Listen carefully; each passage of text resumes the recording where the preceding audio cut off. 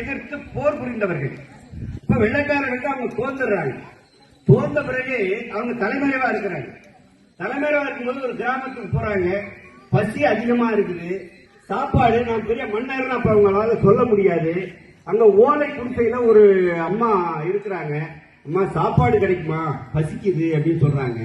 அந்த அம்மா, ஐயா என்கிட்ட ஒன்னும் பெரிய அளவுல வசதி இல்லை, சாப்பாடெல்லாம் ஒன்னும் சூடா இல்ல, பழைய சாதம் இருக்கு, பழைய சோறு இருக்கு, அதுல தண்ணி ஊற்றி வச்சிருக்கிற, நம்ம எல்லாம் என்ன சொல்லுவோம், காலையில் நீராவரன்னு சொல்லுவோம் இல்லையா, தண்ணி ஊற்றி வச்சிருக்கிற, அதை போய் சாப்பிடுறீங்களான்னு சொல்லி அந்த அம்மா கேக்குறாங்க. சரி கொடுங்கன்னு சொல்றாங்க. அந்த சாப்பிடுறாங்க. சாப்பிட்டு அவங்க ஓலையில ஒரு கடிதம் எழுதி அந்த அம்மாவிட்ட கொடுத்துட்டு, உங்களுக்கு தேவைப்படும் போது இந்த கடிதத்தை கொண்டு கொடுங்க, உங்களுக்கு உதவி கிடைக்கும்னு சொல்லிட்டு அவங்க போயிடுறாங்க. அதன் பிறகு அவர் அவங்களை பிடிச்சிடுறாங்க. பிடிச்சி அவங்களை தூக்கில போட்டுடுறாங்க. அவர் வெள்ளக்கார அரசாங்கம் தூக்கில போட்டுடுது. அதன் பிறகு அதை கேள்விப்படும் போது பார்த்துட்டு அந்த அம்மா அதை பத்தி பெருசா எடுத்துக்கல. ஆனா ஒரு நாள் அந்த ஓலையை எடுத்து பார்க்குது. பார்க்கும்போது அந்த கிராமத்தையே அந்த மன்னர் அந்த அம்மா எழுதி வச்சிருக்கிறாங்க.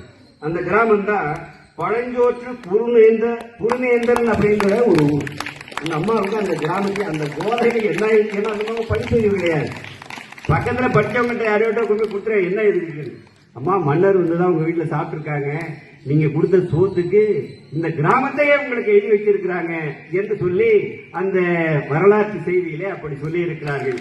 அதை போல ஈகை குணம், உதவக்கூடிய எண்ணம் உங்களுக்கு வர வேண்டும் என்பதுதான் இந்த நேரத்திலே நான் தெரிவித்துக் கொள்ளுகிறேன். அதை போல மெசபடோனிய மாமன்னன் அலெக்சாண்டர், அவன் உங்களுடைய வெற்றிக்கு யார் காரணம் என்று கேட்கிறார். நீங்க இந்த அளவு உலகம் பூரா போய் வெற்றி பெற்றுட்டு வந்துட்டீங்களே, உங்களுடைய வெற்றிக்கு யார் காரணம் என்று அவனை மற்றவர்கள் கேட்டபோது அவன் சொன்னார், என்னுடைய வெற்றிக்கு காரணம் என்னுடைய ஆசிரியர் அரிஸ்டாட்டில் தான் என்று சொன்னார். நீங்கள் புரிந்து கொள்ள வேண்டும், ஆசிரியர்களை மதித்தவர்கள் வளர்ந்திருக்கிறார்கள். அப்ப அரிஸ்டாட்டில் கேட்கிறான், நான் உலகம் பூரா வெற்றி பெற்ற உங்களால தான், அப்ப என்ன செய்யணும்னு சொல்லுங்க, உங்களுக்கு ஏதாவது நான் செய்யணும்னு சொல்லி அந்த அலெக்சாண்டர் கேட்கிறான் அரிஸ்டாட்டில பார்த்து.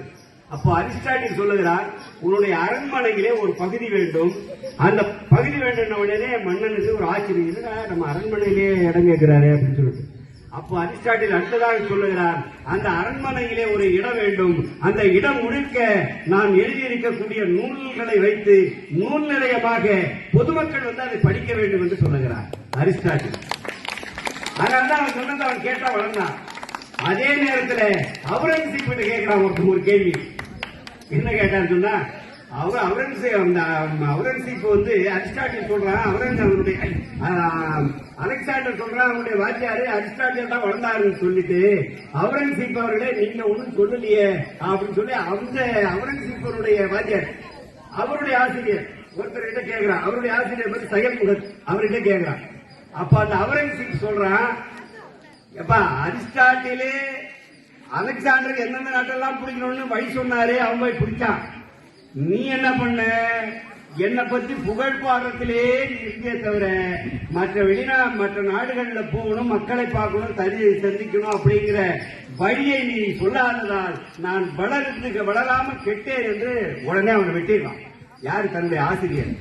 எனவே அலெக்சாண்டருக்கு இருந்த அரிஸ்டாட்டிலை போல உங்கள் பள்ளியில் இருக்கக்கூடிய ஆசிரியர்கள் உங்களுக்கு இருக்கிறார்கள். அதனால உங்கள் வளர்ச்சி அவர்கள் கையிலே இருக்கிறது. அவர்களை நம்பினால் நீங்கள் உயர்வாக வளரலாம் என்பதை இந்த நேரத்திலே தெரிவித்துக் கொள்கிறேன். அடுத்ததாக அப்படிப்பட்ட